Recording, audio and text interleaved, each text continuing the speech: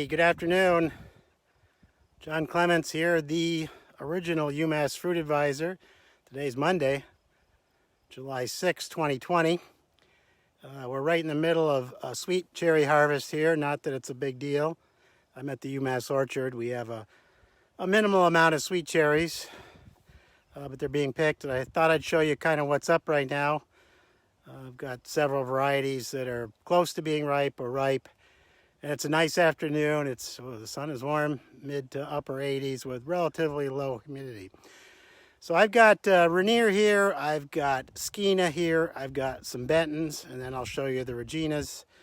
The Reginas aren't ready. The Skeena are barely ready. The Rainier and Benton have already been harvested once. So let's take a look at what's left with the Rainiers first, and I'll switch the camera here. Get the sun first. There we go.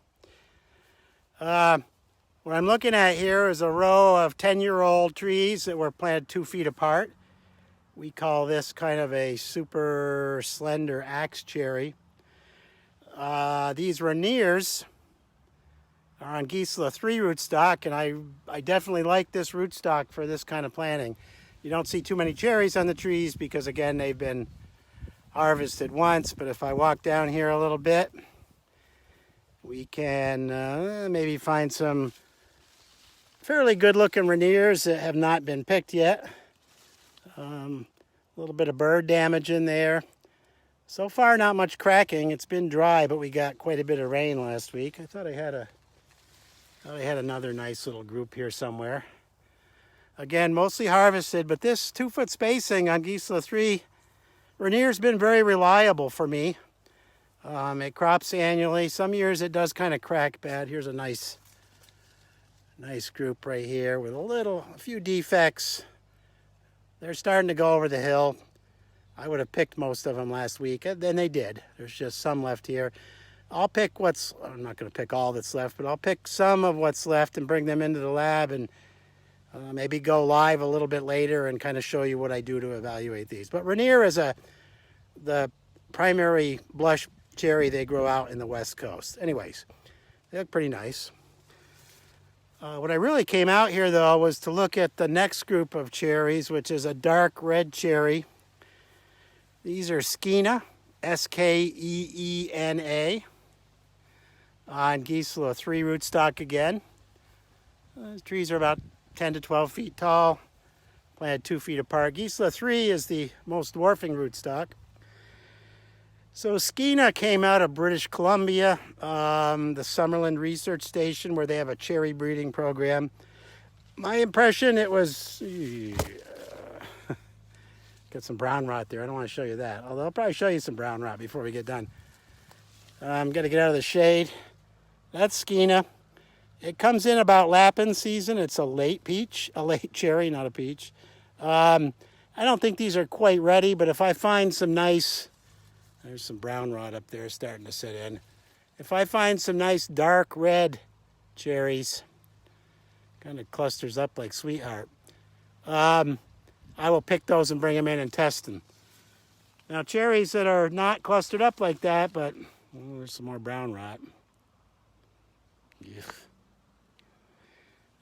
If I can find some cherries that aren't quite as clustered up like here, see those? They'll be larger and riper and more ready to pick. That's the way I like to see them. So that's Skeena, and they've got a pretty decent crop. Too many small cherries, in my opinion. Either I don't prune these trees hard enough, or whatever. But not much cracking. I hear it's fairly crack resistant. There's a nice little cluster of Skeena right there. And probably be too shaded, yeah.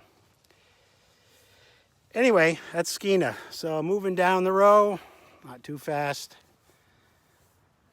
You know, when you get growth like this, we don't have much new shoot growth. The cherries are going to be smaller. Our customers here don't mind small cherries that much.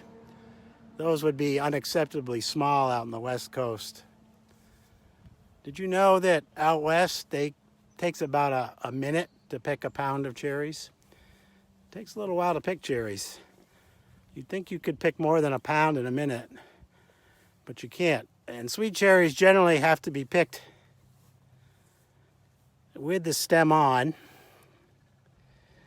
although sometimes I'll pick them. It's quicker to pick them, just take them off the stem, but they don't last as long that way. All right, moving down the row, we've got, again, these trees are 10 years old. These are the Bentons on Gisela 5. It's a much more vigorous tree than the Gisela 3, and Benton's a fairly vigorous cherry. The nice thing about that, though, I've had a few trees that have died from canker issues. It's always a problem. They did pick this last week, so most of them are picked, but there's a tree or two here. Probably had smaller cherries and didn't get picked. See if I can find a cluster to get in the sun here. Benton came out of Washington State University, and it was kind of a replacement for Bing. Not a replacement, but a substitute for Bing. These are pretty ripe right here. I mean, they were reasonably ripe last week, but they're definitely ripe now. So again, I'll bring some in and test them and maybe kind of go live again and show you what we go through. This was originally named Columbia, but there was a trademark issue with it, so they renamed it Benton. And once we get into these warm, humid conditions, if you don't keep up on the fungicides, you'll get brown rot. We don't have a lot of customers here for cherries right now, so it's not exactly a priority amongst the crew, and they're time-consuming to pick, but they sure are pretty, and they taste good. All right, let's finish walking down this row of Bentons and just take a peek at the Regina, because that's the best sweet cherry we got if you can set a crop. These Reginas probably aren't going to be ready for another week or so, but when they come along and are good, the birds think they're ready. Some of the birds do. When Regina comes along and is good, it's, I think, the best cherry we got. It's got a strong heart shape. It'll really darken and redden up. Resistant to cracking. Regina is actually out of Germany. These are getting some nice size. They've got to ripen up now. And I guess probably a week. All right, we got cut off out in the field there. The internet connection dropped. Sorry about that.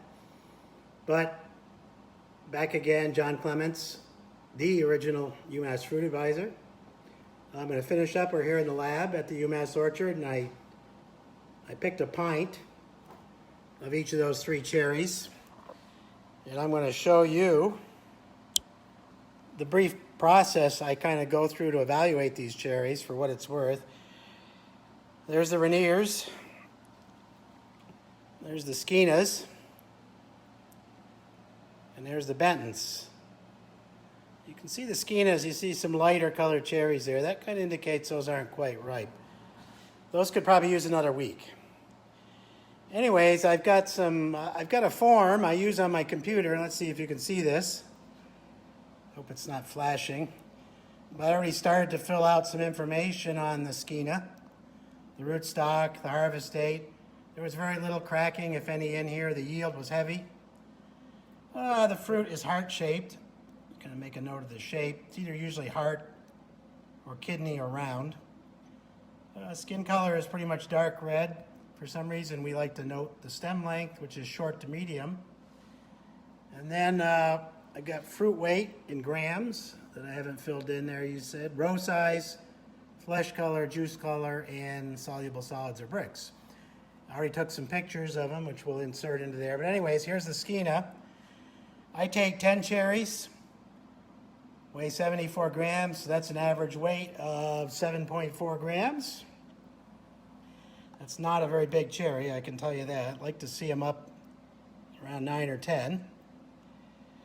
So this row size, there's this chart here, or little template that we can kind of drop the cherries in. Out west, they use this row size as kind of a measure of size. Yeah, they're a little bigger than 10 and a half. Doesn't quite fit there, but it fits right through the 10 row. So I'd call those a 10 row cherry. You know, this isn't real firm research. It's not a new variety, although I do have some varieties out there that aren't named, which I run through this. Then it says flesh color, juice color, and soluble solids. So let me show you if I can switch around here, how we get that information. I want to see my fat belly. Shouldn't tuck my pants in.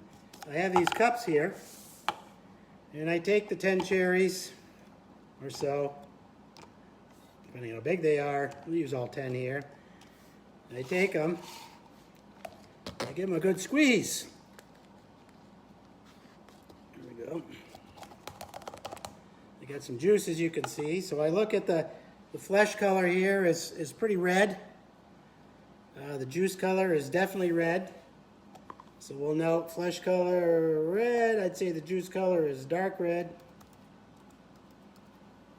And then we're ready to do bricks, soluble solids. I've got a meter here that measures that.